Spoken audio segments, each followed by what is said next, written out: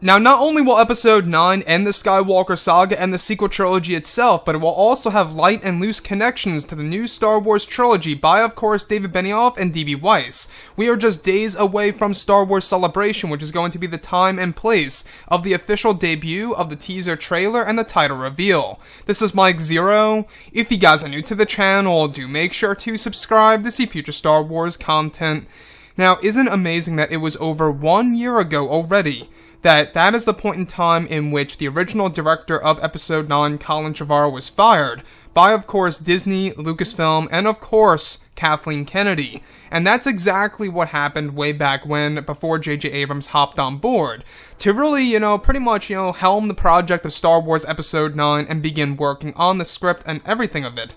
So it's really interesting, all thanks to, of course, the Fast Company. They got a chance to speak with J.J. Abrams with a lot of questions and answers related both to Episode 9 and, of course, Bad Robot as a company.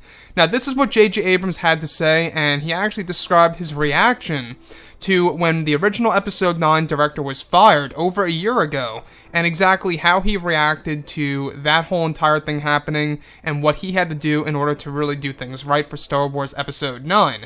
So this is what Fast Company had to say to JJ. How did it feel when you were suddenly brought on to direct Episode 9, after Colin Trevorrow departed, in other words fired, while the film was still in development?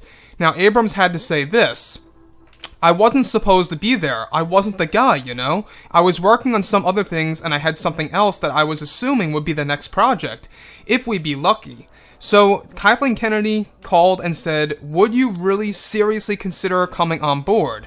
And once that started, it all happened pretty quickly. The whole thing was a crazy leap of faith, and there was an actual moment where I nearly said, no, I'm not going to do this. I was actually all set to begin with getting involved because I love Star Wars so much and felt like it was almost on a personal level, a dangerous thing to get too close to something that you care about so much. And yet with The Force Awakens, I feel like we managed to introduce these new characters, for some people, new actors, and continue a story in a way that I thought had heart and humanity and humor and surprise. Though, of course, I'm aware that there are critics of that movie, it felt to me like we dodged the bullet. Like, we got in there, we got to do something, and I left and loved Star Wars as much as I did when I got there.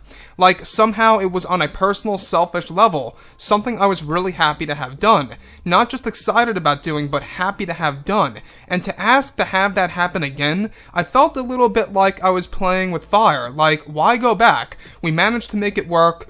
What the hell am I thinking? And there was a moment when I literally said, no, and Katie said, you should do this. And my first thought was, has she met someone else? Has she met someone? And then I thought, she's usually right about stuff. And when she said it, I think that she left like it was an opportunity to bring to a close this story that we had begun and had continued, of course. And I could see that, even though the last thing on my mind was going away, and jumping back into that, especially with the time constraints and that we were faced with. Wow, guys, I gotta say, very interesting answer to, of course, Fast Company, of what they had to ask J.J. Abrams about his reaction to pretty much Colin Trevorrow being fired by Disney, Lucasfilm, and how hard that was for J.J. Abrams as a director and a writer. So as you could see right here, by the way, the full article is below in the description if you guys want to go ahead and check it out. J.J. Abrams literally practically said no at first to Kathleen Kennedy and even to his wife, and his wife is the person who really kind of made him, get back in the seat, and pretty much get back into Star Wars. So, what I think about all of this is that it seems as though that J.J. Abrams just wanted to respect Star Wars. He even mentioned that there were critics of The Force Awakens. He's aware of this. I mean, how could you not be aware of that, right? A lot of people would always say that it is indeed a carbon copy of A New Hope, which, hey, I wouldn't disagree with that too much. There are a lot of similarities. There's the trench run, there's a sandy world, basically, that's like Tatooine, that's called Jakku. We have a lot of similarities in New Hope in there. So, like I say, it's an entertaining movie, at least to me. It was a great way to bring Star Wars back. It was a soft reboot, in my opinion. Not a total reboot, but a soft reboot of the Star Wars franchise. And that's exactly why I think they played it safe, was because of what happened with the prequel trilogy 10 years ago at the time, back in 2015.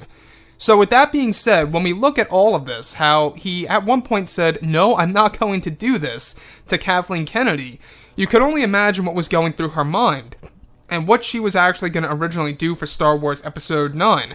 Could you imagine if J.J. Abrams never hopped on board for, of course, this movie, after Colin Trevorrow's firing? Who would Kathleen Kennedy have actually gotten? Would she have gotten Rian Johnson again, of all people? Or would she have gotten somebody else? That's a big question open on the table for discussion.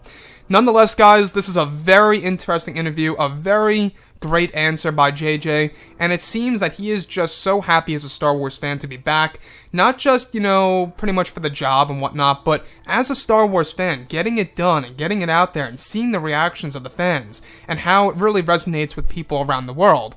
Anyways, guys, drop a comment below. Let me know what you think about all of this in the comments. And if you guys did enjoy the content for today, do make sure to drop a thumbs up on this video to support the channel. I thank you all so very much for the kind support, and I'll catch you guys next time.